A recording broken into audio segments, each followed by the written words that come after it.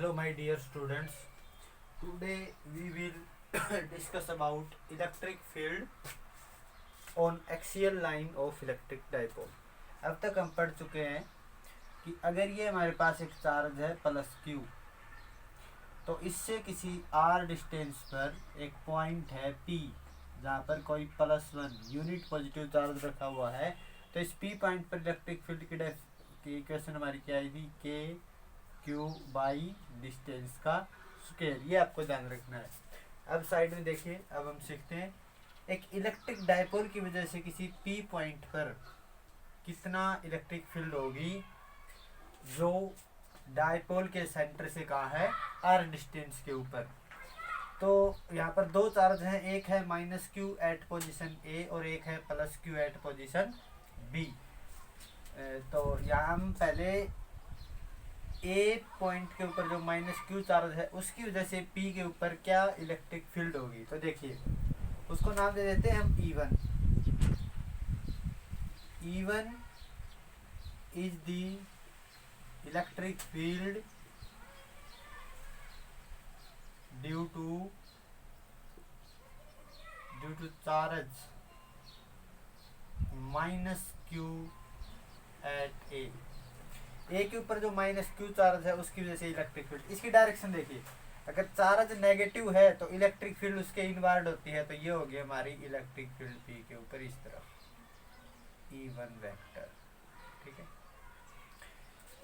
तो ये कितनी हो जाएगी E1, हम मैग्नीट्यूड निकालेंगे। E1 का मैग्नीट्यूड कितना हो जाएगा, क्या होता है देखिए, सिंगल चार्ज मानकर चलिए यहाँ पर -q, और इसकी डिस्टेंस कितनी हो जाएगी टोटल यहाँ से, तो r और प्लस में a से o की डिस्टेंस क्या है, स्मॉल a, और o से b की डिस्टेंस क्या है, स्मॉल a, और टोटल a और b की डिस्टेंस है 2a। तो हमारा ये हो जाएगी value k q by A P का स्क्वायर, और ए पी क्या है, r प्लस a, तो ये हो जाएगा r प्लस a का स्क्वायर। किस डायरेक्शन में होगी electric field, along B A, P A, P से ए की तरफ, अलोंग पी ए। ठीक है, पी की तरफ आती है।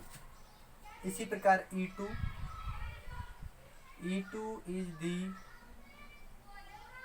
Electric field due to charge Q at B। ठीक है, तो E2 क्या हो जाएगा हमारा, E2 हो जाएगा K Q बाई, देखो सिंगल चार्ज +q है तो उसकी वजह से K Q बाई R का स्क्वायर। R क्या होती है, डिस्टेंस होती है चार्ज और पॉइंट के बीच में। तो BP है, तो BP हमें पता नहीं है कितनी है, तो हमें OP का पता है कितनी है, R में से अगर OB घटा दें A, तो कितनी बचती है, BP बचती है। तो क्या करेंगे, सेंटर से P की डिस्टेंस है R, उसमें से अगर OB की डिस्टेंस A को हम घटा देते हैं तो क्या कौन सी डिस्टेंस हमारे पास आ जाती है, B से P की डिस्टेंस। तो इसका कर लेंगे हम स्क्वायर। ये किस तरफ है, ये पॉजिटिव चार्ज है तो इलेक्ट्रिक फील्ड बाहर जा रही होगी इस तरफ, तो P पॉइंट से इलेक्ट्रिक फील्ड ऐसे होगी। ये हमारी इलेक्ट्रिक फील्ड है E2। ठीक है, अलोंग BP प्रोड्यूस्ड, अगर BP को हम और ज्यादा बढ़ा देते हैं तो उसके अलोंग होगी। अब इसको मिटा देते हैं, सिंगल चार्ज वाले को इसका कोई काम नहीं है। अब देखिए E1 और E2 को कंपैरिजन कीजिए। एक सिंगल पॉइंट के ऊपर कोलिनियर वेक्टर्स हैं, ये इस तरफ जा रहा है, को इनिशियल एक ही पॉइंट से चालू होते हैं। ये यहाँ से इस तरफ है E1 और ये इस तरफ है। ये मैंने बड़ा वेक्टर बनाया है, ये छोटा बनाया है, क्यों, क्योंकि दोनों का फार्मूला देखिए, ऊपर KQ, यहाँ भी KQ, नीचे R प्लस A का होल स्क्वायर, बड़ी संख्या है डिनोमिनेटर में E1 के, और यहाँ क्या है E2 के, छोटी है, तो कौन सी वैल्यू ज्यादा होगी, E2 की वैल्यू ज्यादा होगी। Clearly we know that E2 vector is greater than E1 vector. ठीक है, मैं देख लेता हूं। तो देखिए E2 क्या हमारी बड़ी है E1 से, तो E net field P point पर ई नेट वो किसके बराबर हो जाएगी, वो हो जाएगी E2 वेक्टर का मैग्नीट्यूड माइनस E1 का मैग्नीट्यूड। तो E2 का मैग्नीट्यूड कितना है, के Q by are minus A का स्क्वायर। तो के क्यू दोनों में से हम कॉमन ले लेते हैं, अंदर क्या बचता है 1 बाई आर माइनस ए का whole square minus 1 by R plus A का होल स्क्वायर। तो यहाँ देखिए ई नेट हम ई एक्सियल पॉइंट पर निकाल रहे हैं, तो मैं इसका नाम ई एक्सियल लिख लेता हूँ भाई, ठीक है, कि हमने इलेक्ट्रिक फील्ड कहाँ निकाली, डाइपोल की वजह से उसके एक्सिस पे निकाली है हमने, ठीक है, एक्सियल पॉइंट पर। के क्यू, के की वैल्यू आपको पता है 1/4 pi epsilon naught, R plus A का होल स्क्वायर इधर पूरा खोल के लिख देता हूँ मैं, आर प्लस ए स्क्वायर को हम खोलेंगे तो क्या बनता है आर का स्क्वायर प्लस ए का स्क्वायर प्लस 2AR। फिर यहाँ देखिए इसको उधर ले जाकर खोल के लिख दिया तो मैंने बन गया R square minus A square plus 2AR, ठीक है। नीचे देखिए इसको मैंने अलग लिख लिया है, आर माइनस ए स्क्वायर नहीं लगाया, आर प्लस ए, और इन दोनों का इकट्ठा ही बार स्क्वायर लगा दिया है, ठीक है, कोई फर्क नहीं पड़ता। मैं एक एग्जांपल देके समझा सकता हूँ आपको, ए की पावर n और बी की पावर n। तो यहाँ देखिए ए का मतलब आर माइनस ए, उसकी पावर n मतलब 2 ही है, और आर प्लस ए का मतलब बी, उसकी पावर भी n है। तो इसको हम कैसा लिख सकते हैं, ए बी की गुणा और उन दोनों की इकट्ठी पावर n लगा सकते हैं। तो वही काम हमने यहाँ पर भी कर दिया है, ठीक है।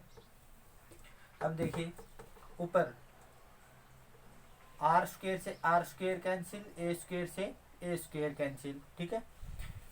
कितना बच गया 4AR, के क्यू अंदर बच गया हमारा 4AR, और नीचे आर माइनस ए और आर प्लस ए क्या होता है R square minus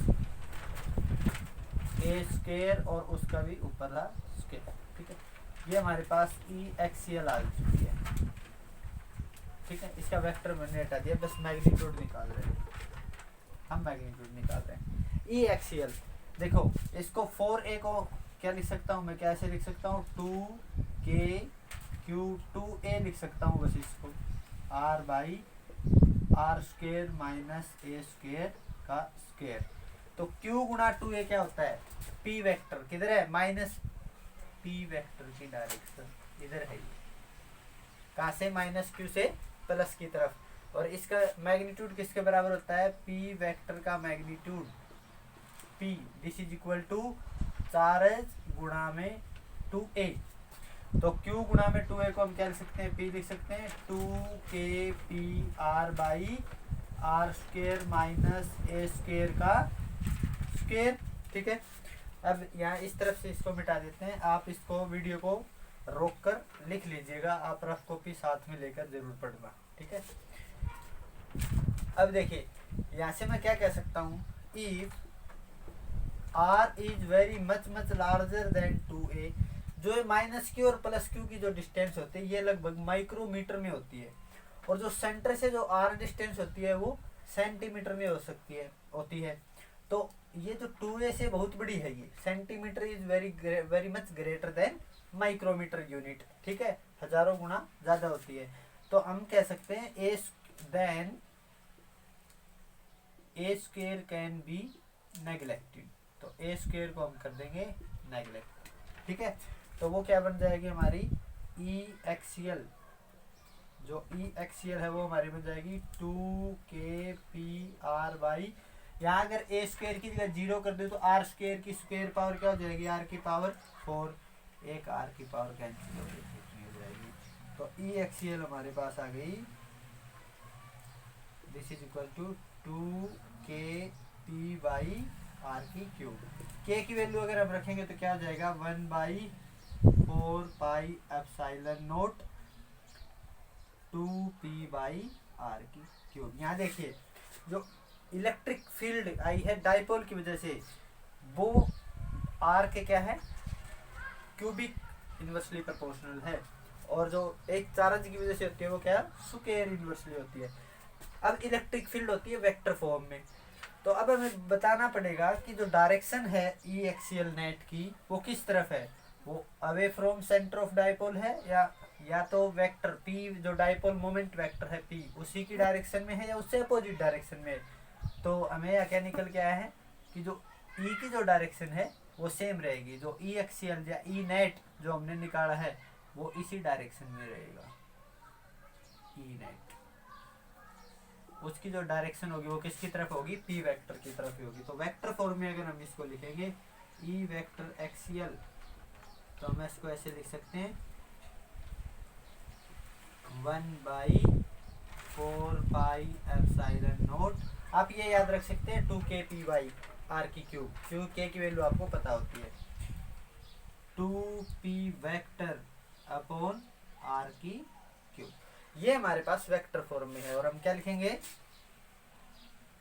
E vector has same direction as P vector. तो इसी की डायरेक्शन में होता है, इसके अपोजिट नहीं होता है, ये इसी की डायरेक्शन में होता है। ये हमने इसकी एक्सियल लाइन पर निकाला। नेक्स्ट टॉपिक है हमारा, अगर इक्वेटोरियल प्लेन पे हो, इसके बिल्कुल परपेंडिकुलर बाइसेक्टर पर कहीं पॉइंट हो यहाँ या नीचे, तो उस पर इलेक्ट्रिक फील्ड कितनी होगी एक डाइपोल की वजह से। ठीक है, देखिए students, electric field on equatorial plane of electric dipole. ये एक इलेक्ट्रिक डाइपोल है जिसकी 2a डिस्टेंस है, दो चार्ज के बीच में माइनस और प्लस क्यू के बीच में। हमने अब की बार इसके परपेंडिकुलर बाइसेक्टर पर एक पॉइंट ले लिया जो इसको दोनों को बराबर बराबर a और a टुकड़ों में तोड़ता हो। उस बाइसेक्टर के ऊपर एक पॉइंट ले लिया o सेंटर से r डिस्टेंस पर। यहाँ में निकालनी है इलेक्ट्रिक फील्ड। तो देखिए माइनस क्यू चार्ज की वजह से इलेक्ट्रिक फील्ड, इसको मिला दीजिए। ठीक है, इसको मैं थोड़ा सा काट देता हूँ ऐसे, इसको मिला दिया हमने डॉटेड लाइन से।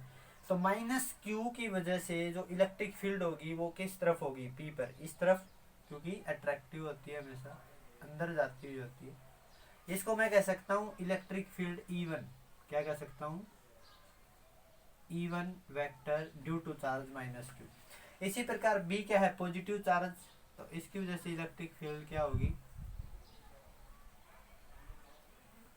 इस तरफ होगी। इसको मैं कह सकता हूँ E2, क्योंकि पॉजिटिव चार्ज से इलेक्ट्रिक फील्ड की डायरेक्शन बाहर की तरफ होती है। ठीक है, अब देखिए अगर ये एंगल हमारा कितना है थीटा, तो बाई सिमेट्री ये एंगल भी मैं क्या कह सकता हूँ थीटा।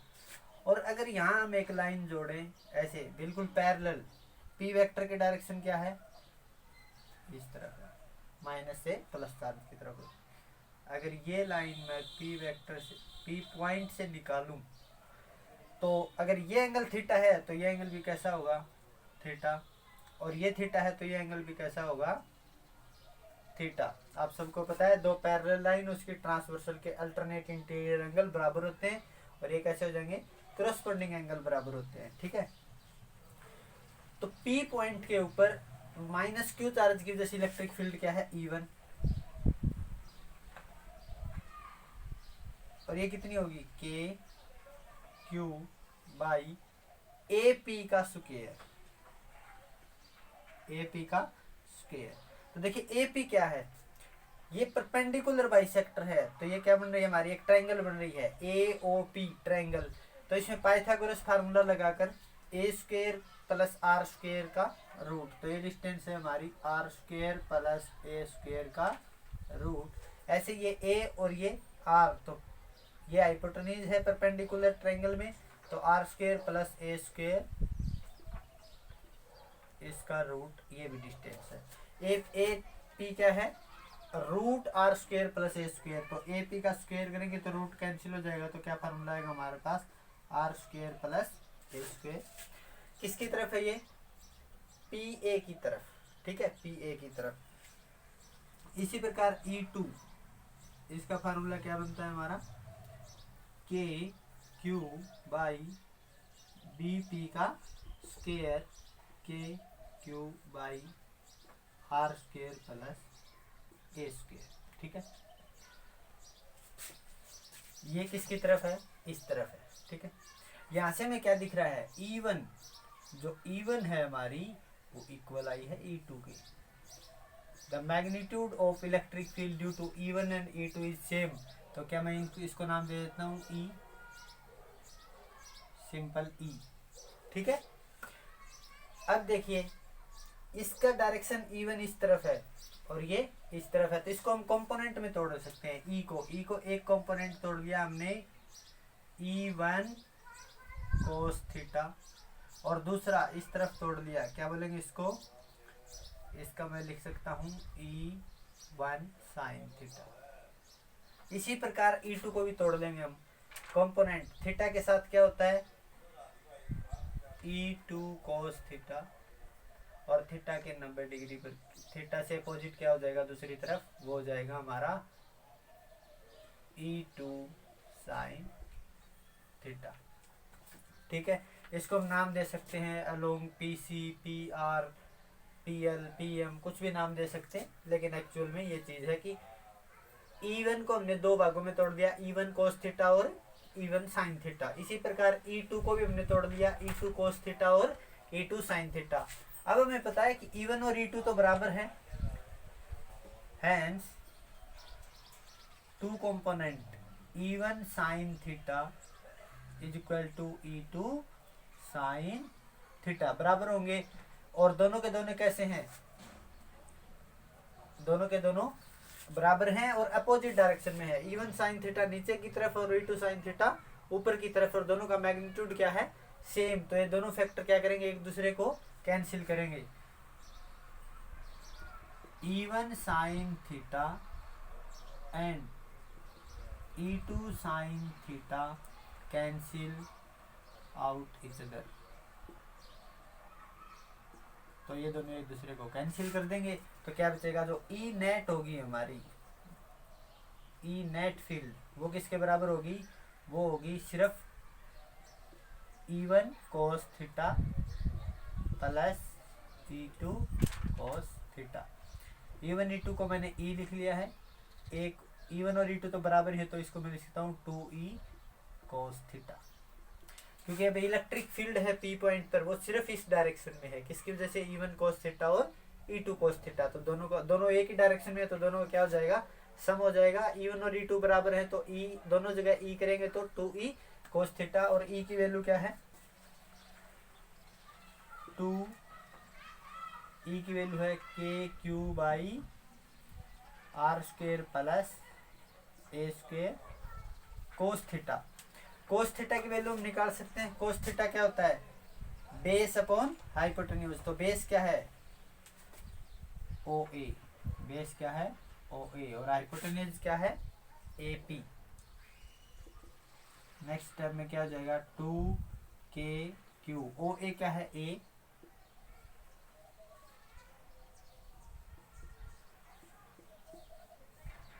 और ये क्या है AP, R स्क्वेयर प्लस।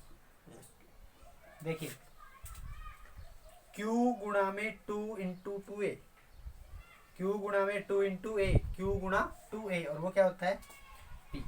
तो हमारा ये हो गया KP upon R square plus A square की पावर 1, और यहाँ R square plus A square की पावर रूट का मतलब आधी हो, एक और याद को जोड़ेंगे तो R square plus A square की पावर 3/2।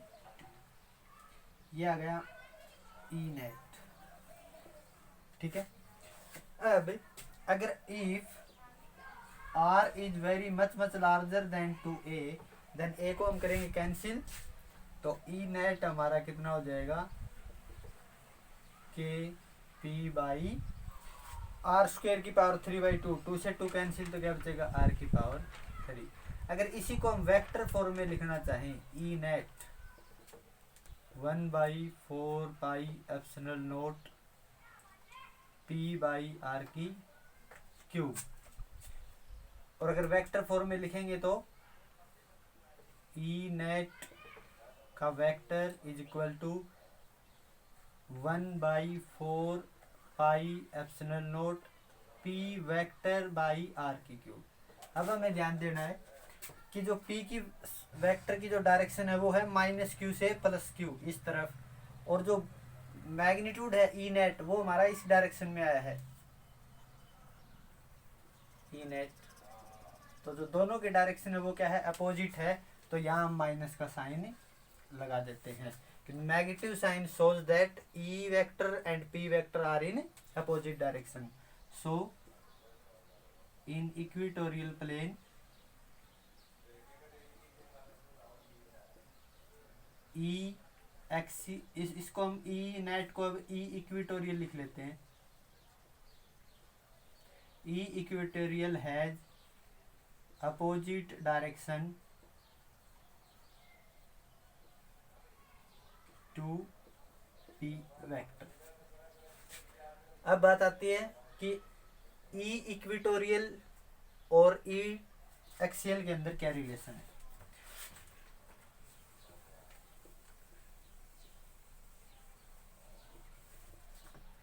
ई एक्सियल क्या थी हमारी, ई एक्सियल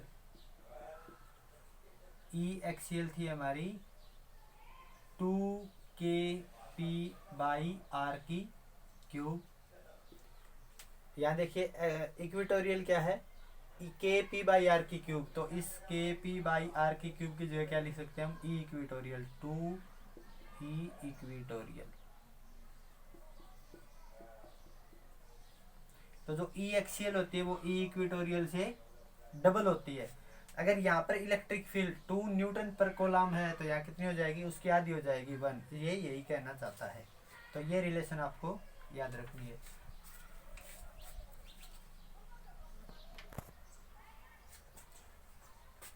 अब तक हमने सीख लिया है कि अगर एक्सियल लाइन पर कोई सी पॉइंट पर हम इलेक्ट्रिक डाइपोल के इलेक्ट्रिक फील्ड निकाल सकते हैं और इक्वेटोरियल पर निकाल सकते हैं।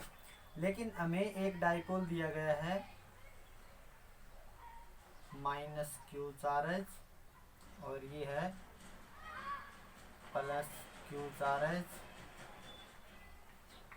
और ये इसका सेंटर है O और इन दोनों के बीच की डिस्टेंस है 2a। हमने निकाल लिया कि यहाँ अगर इलेक्ट्रिक फील्ड है ई एक्सियल, फार्मूला में पता है ई एक्सियल का क्या फार्मूला हमने निकाला है, ई एक्सियल 2kp/r की क्यूब, ठीक है। इसी प्रकार यहाँ अगर परपेंडिकुलर बाइसेक्टर पर कोई पॉइंट है तो ई इक्वेटोरियल, वो भी हमने निकालना सीख लिया, kp/r की क्यूब। लेकिन अगर हमें परपेंडिकुलर पर भी न दिया जाए और एक्सियल पर भी पॉइंट न देके कहीं यहाँ पर एक पॉइंट दे दिया जाए,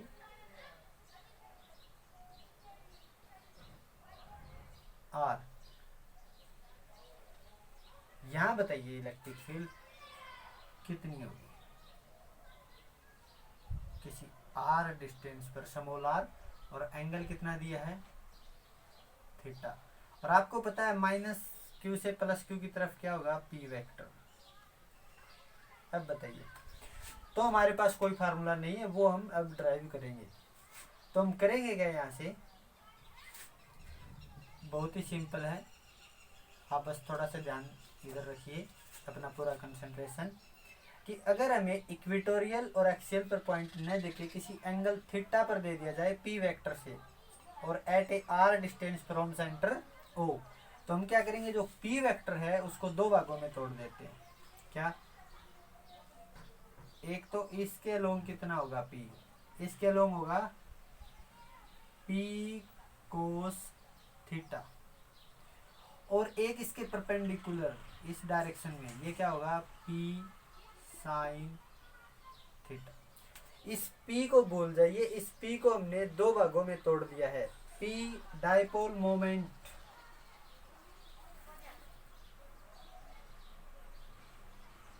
p वेक्टर हैज 2 कंपोनेंट,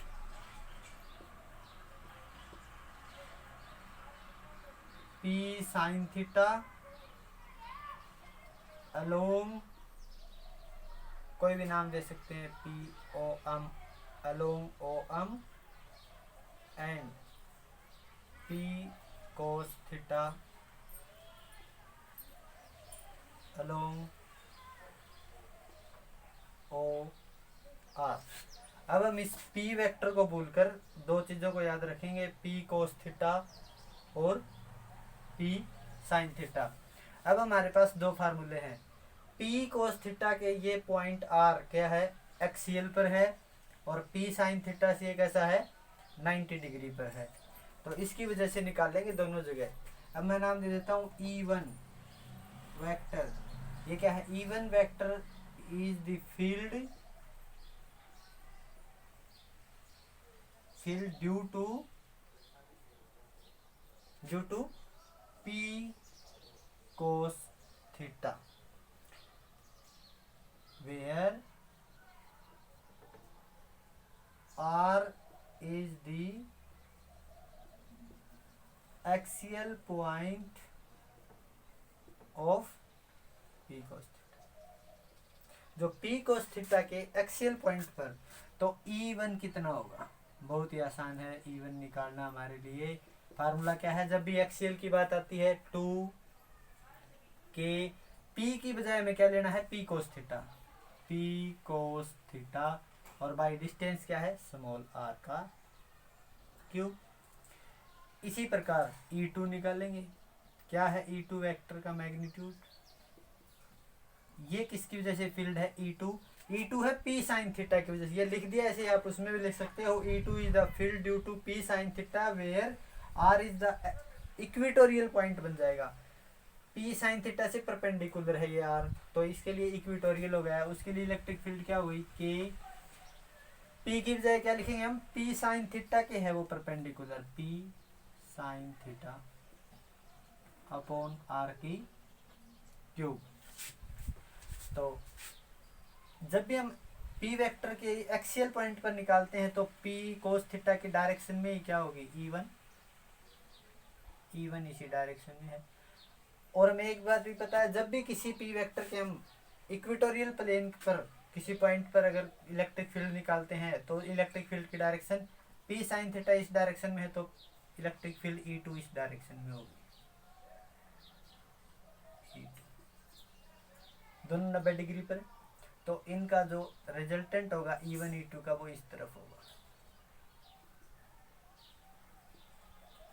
किस तरफ होगा, इस तरफ, E नेट। ठीक है, तो now E net is equal to E1 का स्क्वायर प्लस E2 का स्क्वायर। E1 का स्क्वायर कर लीजिए, 2 का स्क्वायर 4, K का square, P square cos square theta by R की पावर 6 प्लस E2 का स्क्वायर कर दीजिए, K का स्क्वायर, P का स्क्वायर, साइन स्क्वायर थीटा और अपॉन R की पावर 6, और इस सब का रूट। यहाँ से के स्क्वायर तो बाहर रूट से बाहर आके के, पी स्क्वायर रूट से बाहर आकर पी, और R6 का क्या हो जाएगा, R की क्यूब। अंदर क्या बच जाएगा हमारा, 4 cos square theta plus sine square theta. ये आ गए हमारे पास E नेट, और ये इससे कोई अल्फा एंगल पर मान लेते हैं, क्या एंगल है, अल्फा। अब आगे देखिए, प्योज करके आप इसको वीडियो को ये चीजें नोट डाउन कर लीजिए साथ साथ। अब इसको थोड़ा सा आगे लिख सकते हैं, 4 कोस स्क्वायर थीटा में से एक इसके साथ कर लेते हैं, तो sine square theta plus cos square theta क्या होता है, 1। तो E नेट जो हमारी फील्ड आई है वो कितना है, के पी बाई R की क्यूब। एक उसके साथ कर लेंगे तो यहाँ कितने बच जाएंगे, 3 कोस स्क्वायर थीटा प्लस उसके साथ एक कोस स्क्वायर थीटा करेंगे तो क्या होगा, cos square theta plus sine square theta 1। तो ये हमारे पास फार्मूला आ गया।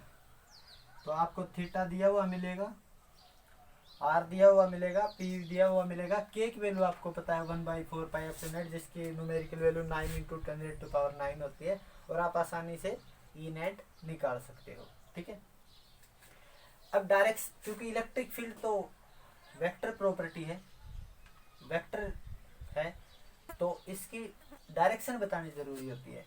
तो देखिए tan अल्फा किसके बराबर हो जाएगा, tan अल्फा क्या होता है, परपेंडिकुलर बाई बेस। परपेंडिकुलर क्या है, E2 का मैग्नीट्यूड और अपॉन E1 E2 क्या है, K P sine theta by R की क्यूब, और ए पी क्या है, आर की cube by 2 KP cos theta. K से के कैंसिल, पी से पी कैंसिल, आर क्यूब से आर कैंसिल, ये कितना बच गया, हाफ टेन थीटा। तो इस थीटा और अल्फा में रिलेशन क्या है, tan alpha is equal to half tan theta, tan alpha is equal to half tan theta.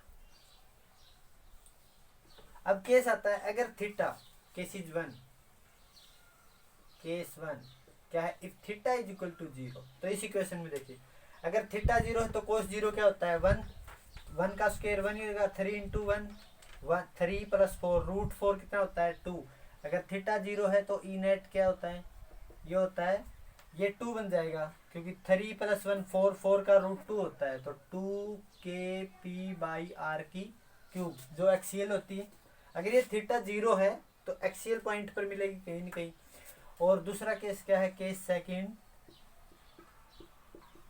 वो क्या है, theta is equal to 90 degree, तो कोस 90 क्या होता है, जीरो, ये जीरो बन गया तो ये बन गया रूट वन, रूट वन 1 के बराबर होता है, तो ई नेट किसके बराबर आ गई, ये आ गई KP बाई आर की क्यूब। तो क्या है, या तो ये 2 हमारी पॉसिबल केसेस हैं, थीटा जीरो या थीटा 90 बन सकता है। ये है electric field at any point due to electric dipole. आपको थीटा और आर और पी पता होना चाहिए, आर और थीटा से आप हर एक वैल्यू निकाल सकते हैं। बिल्कुल इजी था, वही फार्मूले हमने यूज किए, पी वेक्टर को 2 में तोड़ दिया, पी साइन थीटा और पी कोस थीटा।